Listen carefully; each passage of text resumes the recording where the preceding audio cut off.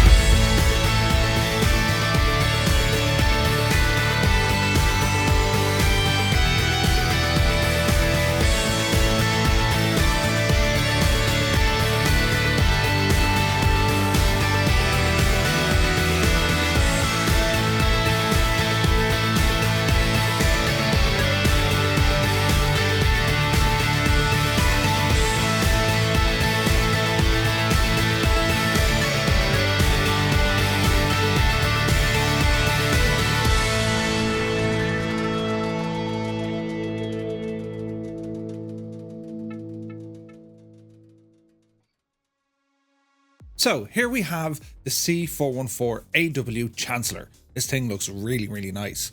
One of the developers from FlySimWare actually has this aircraft, and it allowed the team so much access to the real aircraft. And you can see that in the visuals here.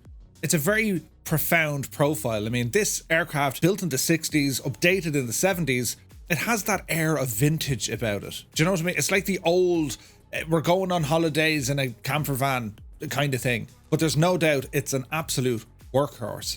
Looking at the details here, we can see the prop spinners, absolutely gorgeous. Those engines, looking out the window when you're flying along, you can see them. It's an awesome sight.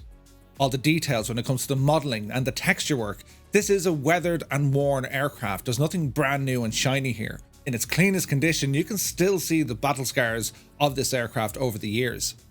The reflections here are really good. The use of PBR is excellent, and everything that should shine, shines. Everything that doesn't, shouldn't.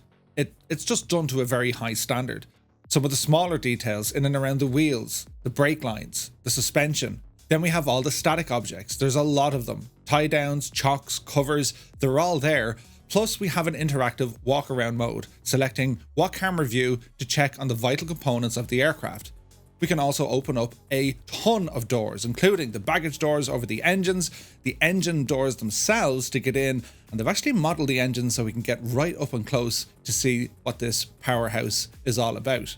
Moving inside the cabin, everything they've done on the outside, well, it's replicated on the inside. We have the tray tables, which fold out. The seats look absolutely incredible. You have little curtains over the windows. The carpets, everything looks very, very polished here indeed. And yet it still maintains that vintage rustic look to it. As we move in towards the cockpit, there's a lot of stuff going on here. Steam gauge through and through, that's where my passion is. I absolutely love it. It looks utterly confusing, and this is definitely up there. There's a load of buttons. The closer details on the main glare shield, the instruments, they're very, very clear, they're very crisp, the layout is logical, and you also have the option for your advanced avionics, be it with a 530 or the 750 units. All the circuit breakers are modelled. Every single gauge seems to do exactly what it should do, plus we have all the digital gauges doing what they need to do as well. The up-close details, as we can see on the yoke, they even put a little radio here in the back. The night lighting of this aircraft is really nice as well. You have all these slider switches that you can move up or down, and then you have a day mode and a night mode. The exterior lighting is only okay, but it's sufficient. It does what it needs to do. So let's talk about our first score.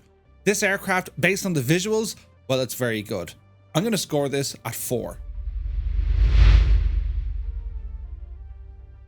Next up, we have our systems.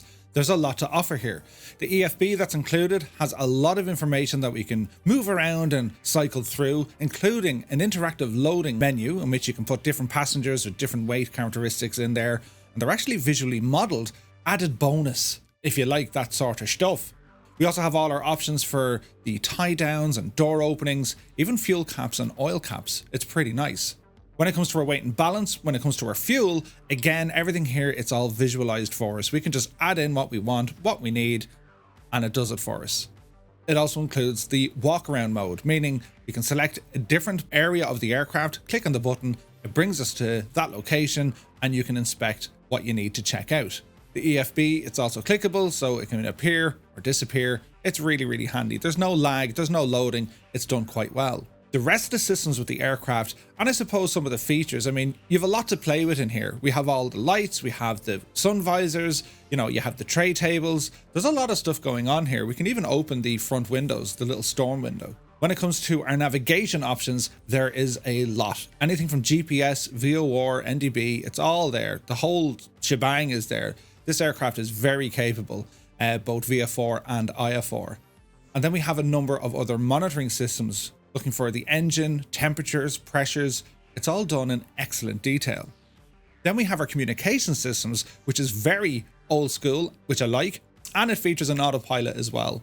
I think systems wise with this aircraft, these guys have done an excellent job. The aircraft itself, it's modeled with a Ram 4 conversion and it has winglets. You can see just that extra level of care and attention, and that's probably because the guys had access to the actual aircraft. I mean, they've really managed to capture what the real thing is all about. They've implemented the systems here brilliantly, and this is definitely going to score high.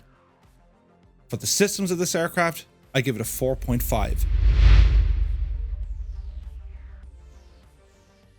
So, next up we talk about the sounds, and, well, they're good. They're very good. Some 70 sounds recorded from the actual aircraft, all coded back into WIs, give the Chancellor a very immersive feel. Internal and external sounds are all excellent. In particular, the system sounds, absolutely fantastic here. I remember they were talking, the fuel pumps, people were saying there was a really high-pitched tone. It was like, the sound, the dogs are going nuts in the street. Overall, the sounds here are very, very good. There's a couple of heavy clicks and drags and stuff when it comes to some of the lighting controls, some of the circuit breakers and switches. They might be a little bit loud, but overall they're done to a very high standard.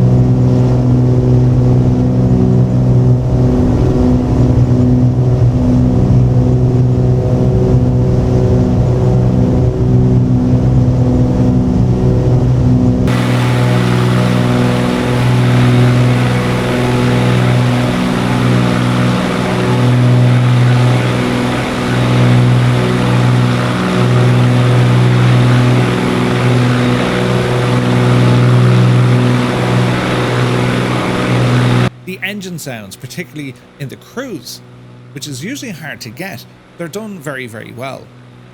The only issue I kind of have is with the initial startup and the engine shutdown. It's like there's something missing. You have great sounds outside with the oil dripping back down into the pan. Everything's done quite nice, but there's just something missing. I can't really put my hand on it. For the sounds, I think they're some of the best you can get in the sim. We're going to rate this at a solid 4. So next up we have the handling. How does the aircraft feel? Well, very good. You can see where the real-world pilots have offloaded their feedback into the team, and everything seems to be replicated quite well. It's a little bit giddy on the ground, it takes a lot of power to get moving, and the aircraft definitely does not like low speed, be it on takeoff or landing. Power is your friend with this thing. During the cruise, I found if you want to shut down an engine, because you can shut down an engine and you fully feather it, I kind of expected more of a yaw sensation with only one engine doing all the workload. I didn't really feel it. But it's still done to a high quality, you're not going to be disappointed here. The stall characteristics of the aircraft seem to be modelled perfectly, keeping the power settings within the flight envelope while you're going to tick all the boxes when it comes to your endurance. The flight model, the overall handling of the airplane, it's done very, very well. I'm going to score this 4. So what about the price? What do we get for our investment? Well, $40. Available from the InSim marketplace and FlySimWare's website, it's certainly at the higher end of the general aviation price tag. What don't we get for that price? Well, there's no maintenance, there's no wear and tear, there's no damage. Really, there's no consequence. For that sort of a price tag, I kind of want that, do you know? So the pricing on this aircraft, I'll score it at 3.5. So, the 414 Chancellor. We will reveal its final score on the leaderboard here in a few moments, but as always, if you enjoyed this video, do hit the owl like, subscribe and get notified little button. Lets me know you want to see more. There's still hundreds left to do, and I have give out now on complete and utter overtime. The poor owl devil. Also, let me know in the comment section below, do you agree with my scoring, or what would you score the Chancellor on? So, until the next time, you take care.